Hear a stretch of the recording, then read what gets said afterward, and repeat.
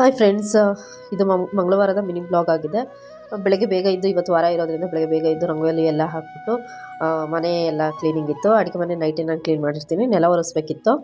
ನಮ್ಮ ಗಿಡದಲ್ಲಿ ದಾಸವಾಳ ಬೇರೆ ಬಿಟ್ಟಿತ್ತು, ಅಂದರೆ ಬೇರೆ ಪರ್ಪಲ್ ಕಲರ್ ಬಿಡುತ್ತೆ, ಆದರೆ ಈ ರೆಡ್ ಕಲರು ಸ್ವಲ್ಪ ಕಡಿಮೆ ಬಿಡೋದು. ಆ ಹೂವು ನೋಡಿದರೆ ಏನೋ ಒಂಥರ ಖುಷಿ ಆಗ್ತಿರುತ್ತೆ. ಇವತ್ತು ಬೇರೆ ವಾರ ಅಲ್ವಾ, ಹಾಗಾಗಿ ಪೂಜೆಗೆಲ್ಲ ಸರಿ ಹೋಗುತ್ತೆ ಅಂತ ಹೇಳ್ಬಿಟ್ಟು ನಮ್ಮ ಮನೇಲಿ ಸ್ನಾನಕ್ಕೆ ಹೋಗಿದ್ರು, ನಾನು ನೆಲ ಎಲ್ಲ ಒರೆಸ್ತಿದ್ದೆ. ಫ್ರೆಂಡ್ಸ್, ಅದಕ್ಕೂ ಮುಂಚೆ ಯಾರೆಲ್ಲ ನನ್ನ ಚಾನಲ್ನ ಸಬ್ಸ್ಕ್ರೈಬ್ ಮಾಡಿಕೊಂಡು ಪಕ್ಕದಲ್ಲೇ ಇರೋ ಬೆಲ್ಲೈಕನ್ ಕ್ಲಿಕ್ ಮಾಡಿ. ಬೆಲ್ಲೈಕನ್ ಕ್ಲಿಕ್ ಮಾಡೋದ್ರಿಂದ ನಾನು ಹೊಸದಾಗಿ ಅಪ್ಲೋಡ್ ಮಾಡೋ ವಿಡಿಯೋದು ನೋಟಿಫಿಕೇಶನ್ ನಿಮಗೆ ಬರುತ್ತೆ ಅಂತ ಹೇಳಿ. ಫ್ರೆಂಡ್ಸ್, ಬೆಳಗಿನ ತಿಂಡಿಗೆ ನಾನು ಇಲ್ಲಿ ಪಲಾವ್ ಮಾಡ್ತಿದ್ದೀನಿ. ನಮ್ಮ ಮನೇಲಿ ಪಲಾವ್ ಮಾಡಿದರೆ ಡೈಲಿ ಪಲಾವ್ ಮಾಡಿದ್ರು ತಿಂತೀವಿ. ಪಲಾವ್ ಅಂದರೆ ಅಷ್ಟು ಇಷ್ಟ. ಹಾಗಾಗ್ಬಿಟ್ಟು ಅಕ್ಕ ಪಾಪ ಮತ್ತೆ ಹುಷಾರಿಲ್ಲ ಅಂತೇಳಿ ಕರ್ಕೊಂಡು ಬಂದಿದ್ಲು. ತಿಂಡಿಗೆ ಪಲಾವ್ ಮಾಡ್ತಾ ಇದ್ದೀನಿ. ಯಾವ ರೀತಿ ಅಂದರೆ ಇನ್ನೇನೆಲ್ಲ ವೆಜಿಟೇಬಲ್ಸ್, ಕ್ಯಾರೆಟು, ಬೀನ್ಸು, ಆಲೂಗೆಡ್ಡೆ, ಈರುಳ್ಳಿ, ಟೊಮೊಟೊ ಇಷ್ಟನ್ನು ಹೆಚ್ಚಿಟ್ಕೊಂಡಿದ್ದೀನಿ. ನೆಕ್ಸ್ಟು ನಾನಿಲ್ಲಿ ರುಬ್ಲಿಕ್ಕೆ ಏನೇನು ಹಾಕಿದ್ದೀನಿ ಅಂದರೆ ಸ್ಪೈಸಸ್ ಎಲ್ಲ ತೊಗೊಂಡಿದ್ದೀನಿ. ಸ್ಪೈಸಸ್ ತೊಗೊಂಡು ಹಸಿಮೆಣ್ಸಿನ್ಕಾಯಿ, ಶುಂಠಿ, ಬೆಳ್ಳುಳ್ಳಿ, ಪುದೀನ ಸೊಪ್ಪು, ಕೊತ್ತಂಬರಿ ಸೊಪ್ಪನ್ನು ಇಷ್ಟು ನಾನು ಪೇಸ್ಟ್ ಮಾಡಿ ಇಟ್ಕೊಂಡಿದ್ದೀನಿ.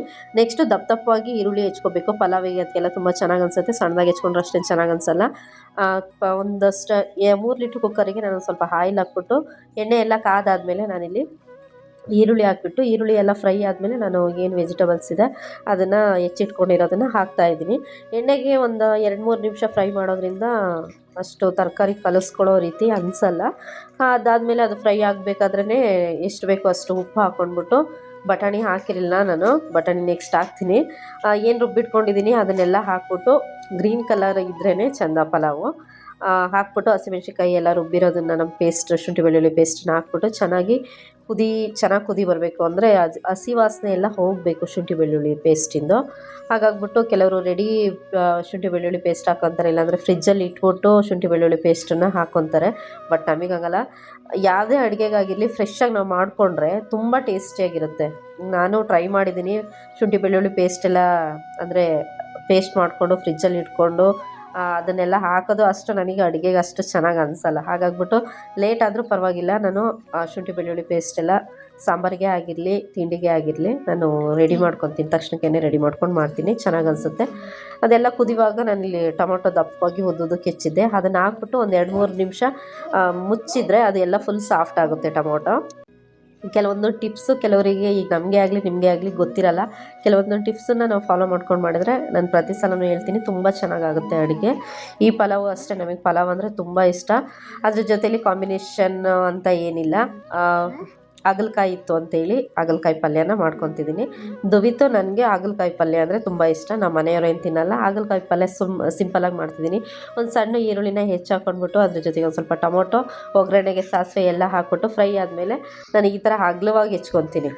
ಅಂದರೆ ಪಲ್ಯ ಮಾಡಿಕೊಂಡು ಚಪಾತಿಗಾದರೆ ಸಣ್ಣದಾಗಿ ಹೆಚ್ಕೊತೀನಿ.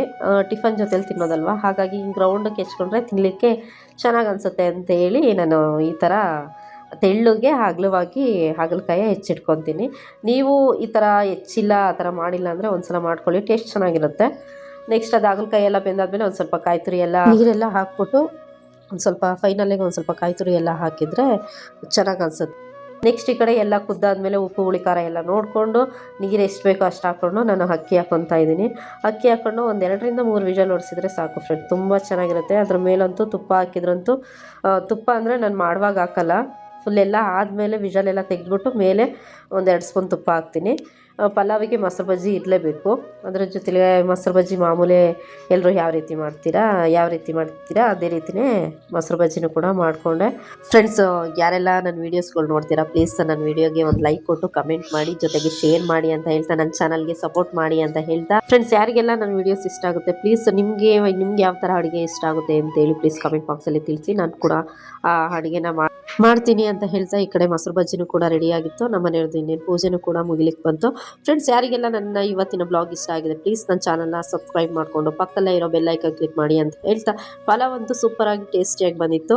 ಇದು ನೆಕ್ಸ್ಟ್ ವಿಡಿಯೋದಲ್ಲಿ ಯಾವ ರೆಸಿಪಿ ಬೇಕು ಅಂತೇಳಿ ಕಮೆಂಟ್ ಮಾಡಿ ಅಂತ ಹೇಳ್ತಾ, ಆ ರೆಸಿಪಿನ ನಾನು ಟ್ರೈ ಮಾಡ್ತೀನಿ ಅಂತ ಹೇಳ್ತಾ, ನೆಕ್ಸ್ಟ್ ವಿಡಿಯೋದಲ್ಲಿ ಸಿಗೋಣ ಫ್ರೆಂಡ್ಸ್, ಬಾಯ್.